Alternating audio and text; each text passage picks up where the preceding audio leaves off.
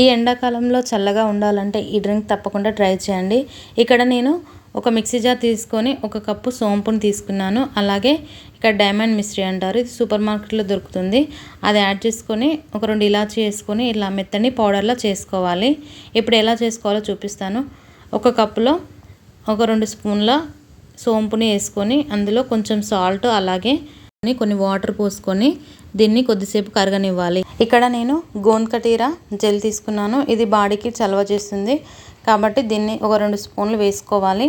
ఇప్పుడు సోంపు వాటర్ని ఇలా ఫిల్టర్ చేసుకోవాలి. ఫిల్టర్ చేసుకున్న తర్వాత ఇందులో 1 గ్లాస్ వాటర్ని యాడ్ చేసుకుంటే అంతేనండి, మన ఈ సమ్మర్ కూల్ డ్రింక్ అయితే రెడీ అయిపోయింది. ఇది వచ్చేసి సెకండ్ మెథడ్. 1 గ్లాస్ వాటర్ తీసుకొని పొయ్యి మీద పెట్టి మరిగించుకోవాలి. 2 స్పూన్ల సోంపును వేసుకొని ఇలా మరిగించుకోవాలి. ఇలా మరిగిన దాన్ని చల్లారనివ్వాలి. ఇప్పుడు 1 గ్లాస్ తీసుకొని అందులో ఒక అరచెక్క నిమ్మరసం పిండుకోవాలి. ఇప్పుడు ఈ వాటర్ని ఫిల్టర్ చేసుకొని గ్లాస్లో పోసుకోవాలి. ఇవి బాడీకి చల్లదనం ఇస్తుంది, చాలా రిఫ్రెషింగ్గా ఉంటుంది. ఈ వీడియో నచ్చితే లైక్ చేసి సబ్స్క్రైబ్ చేసుకోండి. Thank you.